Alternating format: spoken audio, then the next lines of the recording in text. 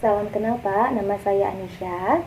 Kedatangan saya ke sini ingin mewawancarai Bapak mengenai usaha yang Bapak kembangkan. Apakah Bapak bersedia untuk saya wawancarai? Iya, boleh, silakan. Baik. Kalau boleh saya tahu siapa nama asli Bapak? Nama saya Haji Harpan. Ya. Kita mulai saja ya Pak wawancaranya. Baik. Sejak kapan ya bilangnya? Sejak kapan Bapak mulai berjualan? Saya mulai berjualan di tahun 2020, tepatnya di bulan November. Oh, belum lama ya Pak ya? Ya, Mengapa Bapak memilih bekerja sebagai pedagang? sebenarnya pedagang itu bukan acuan utama saya, melainkan hanya sebagai sampingan. Ketika memang pekerjaan yang utama sudah tidak masih dalam artian ada hari libur, saya bisa sempatkan untuk kerja di sampingan. Begitupun pekerjaan utama masih saya kerjakan, itu nanti ada yang pengurusnya begitu. Berarti jualan ini untuk sekedar sampingan saja. Sekedar sampingan. Kalau boleh tahu di mana sih Bapak mensuplai bahan baku untuk makanan yang Bapak dagangkan? Untuk bahan baku biasanya saya beli di pasar, terutama pasar induk yang di daerah Cibarusah. Kenapa saya milih di situ? Karena terutama untuk bahan baku di sana lebih murah, jadi saya bisa mementingkan kualitas terhadap pelanggan, bisa mementingkan yang intinya kepuasan terhadap pelanggan.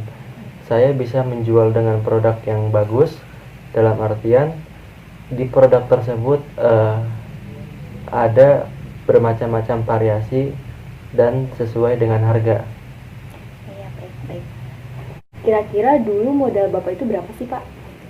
Modal yang saya keluarkan lumayan banyak, karena walaupun hanya seblak, cuman kita perlu yang namanya kompor gas, perlu yang namanya kuali, perlu yang namanya minyak dan sebagainya yang lainnya. Nah, begitu juga untuk nilai ini saya ambil dari kompetitor, ya. Dalam artian saya mengeluarkan uang banyak ini, saya harus kreatif, ya. Dalam artian harus lebih bagus, lebih menarik, terutama untuk anak-anak muda. Dalam artian seblak ini bisa memunculkan lagi masakan-masakan tradisional gitu. Kira-kira nominalnya itu berapa Pak?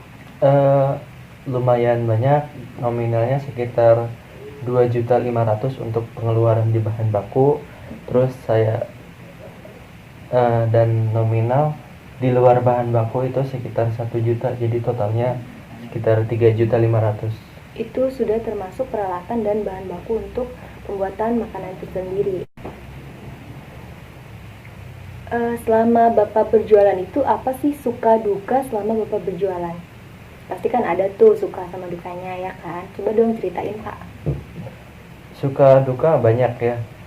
Yang namanya jualan pasti ada turun naiknya. Jadi ya seperti kita jalan, nggak selama jalan itu lurus ya. Jadi jalan itu ada yang nanjak, ada yang turun. Begitupun jualan. Kita jualan kalau misalkan cuacanya memang mendukung, mungkin jualan itu bisa jadi prioritas untuk pelanggan ya. Terutama lagi kembali lagi kepada pelanggan ya. Untuk pelanggan itu menjadi prioritas. Kalau misalkan kepuasan konsumen itu bagi saya udah jadi prioritas. Nah, timbal baliknya begitu juga.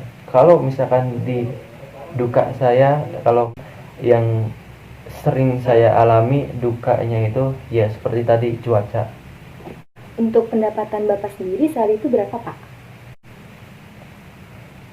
Pendapatan saya relatif biasanya di angka sekitar 500 sampai 600 ya. Bahkan pernah sampai satu hari itu cuma dapat sekitar 100 atau 50.000. Satu hari cuma dapat 5 pelanggan begitu, karena kita satu produknya bermacam-macam ya. Ada yang 8.000, ada yang 10.000, ada yang spesialnya 15.000 Ya, tapi range yang paling lebih disukai itu yang 10.000, karena di 10.000 itu bermacam-macam variasi. Udah ya, untuk biasanya saya eh, sering untungnya itu di 500.000, dan itu kotor, belum bersih. Kalau bersihnya itu sekitar berapa Pak? Bersihnya ya sekitar 300.000. Pertanyaan selanjutnya, bagaimana sikap Bapak menghadapi kenaikan bahan baku seperti cabai, kemudian bawang merah? Bagaimana Pak? Oke. Untuk hal bahan baku mungkin ada beberapa pertimbangan ya, seperti kenaikan bahan baku cabai tadi yang disebutkan. Mungkin saya bisa beralih ya, tapi untuk soal rasa saya nggak bakal bisa merubah bumbu racik. Dalam artian bumbu ini tidak bakal saya rubah, kecuali dalam artian yang saya rubah itu seperti saus, seperti hal-hal yang kecil, sosis dan yang lainnya itu bisa saya rubah. Tapi untuk bahan pokoknya barangkali saya bisa menaikkan harga, ya mungkin bisa jadi 500, bisa 1000, yang tadinya 10.000 bisa 10.500, 11.000 begitu. Karena tetap namanya penjual harus mengutamakan rasa ya. Tuh. Alhamdulillah sudah selesai wawancara dari saya. Terima kasih atas waktunya ya Pak.